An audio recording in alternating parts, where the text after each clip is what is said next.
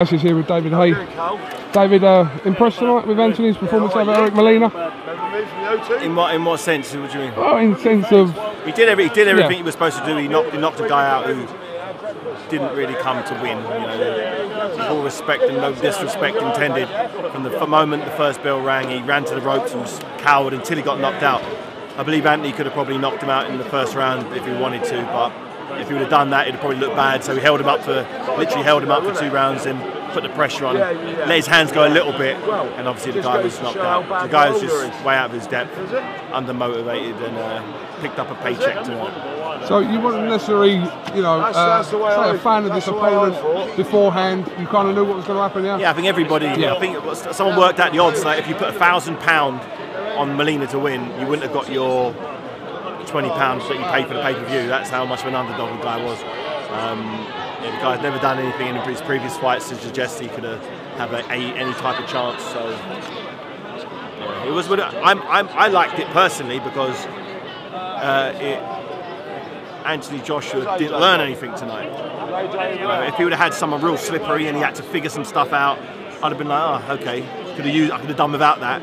But as far as I was concerned, he went out there and just did everything he wanted to do in the build-up.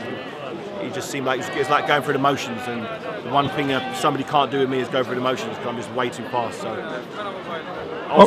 in a selfish point of view, that's the perfect performance. I want his fight against Klitschko to be just like that. So when he fights me, it's a whole different sport.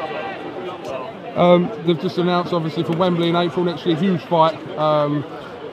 Klitschko against Joshua. I mean, what are your thoughts on it? We knew it was coming anyway. Obviously, it was it's no big surprise there.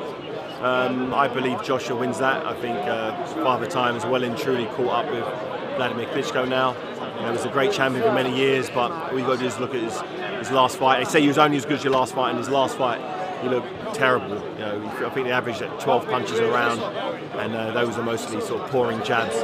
So you know, there was no real intensity. He didn't really try and win it all until I think maybe the last round. But yeah, so I just think that's him. I think that's him now. I think he's gone to the world too many times, too many hard training camps, and hopefully Anthony can steamroll him like he did Molina tonight. Obviously, the whole night you've been sat yards away from your next opponent on the 4th of March. My next victim. He's not an opponent. An opponent is where someone's actually competitive. He's stopping it competitive. Have you crossed eyes? Have you seen? Yeah, he started yapping. I'll tell you what. Actually, something that really did I noticed. Callum Smith knocked his opponent out pretty dramatically, and the oxygen came in, the stretcher came in. I looked round at Bellew or Bellew. He went, see, is that what you want? Is that what you want? Like, so I didn't know what he meant. He's like, is that what you want? Is that what I want to do to him? He looked panicked because the reality, he saw me, then he saw a motionless body in the ring, and I think reality hit home with him, and he started to panic. He really looked panicked, started screaming. Like, asked the press, he was really screaming. So, is that what you want, Dave? Is that what you want? I'm like, it's not what I want, but what's going to happen? You know? And I think the reality really hit home there. He looked super shook. What did Shannon Briggs try to do to you as you walked past? I know, he's just trying to grab me.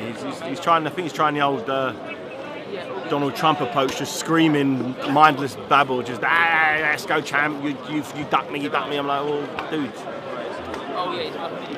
No, you didn't want to do the fight. Yeah, you just keep. I think in life, if you shout the same thing enough, certain sort of morons go, yeah, he must be right. He said it so much, it must be true. But it's not. But anyway, me and him know what's up. Me and his management team know what's up. But let him scream, let him shout. You know, he's here screaming, shouting. It's great. Apparently, he's telling everyone he's got a world title. Apparently, he's got a world title fight in his next fight. So why is he here screaming and shouting? Vladimir Klitschko's got a fight lined up. I've got a fight with Bellew. Who's he screaming at? The guy's bored. He needs a hobby. I think he needs a hobby.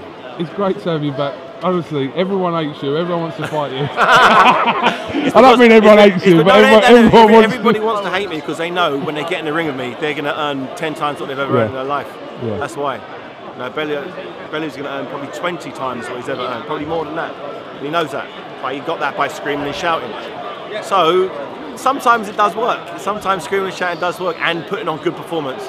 You know, he's won his last few fights. You know, world champion, blah blah blah. Great. So he's going to get his shot. I'll give it to him, but it's going to end really horribly for him. Terrible. So be careful what you wish for, because you might just get it. David Haye, thanks to Skyfall TV, and definitely catch up with you at the March the 4th. It's going to be huge. It's going to be huge, huge, huge.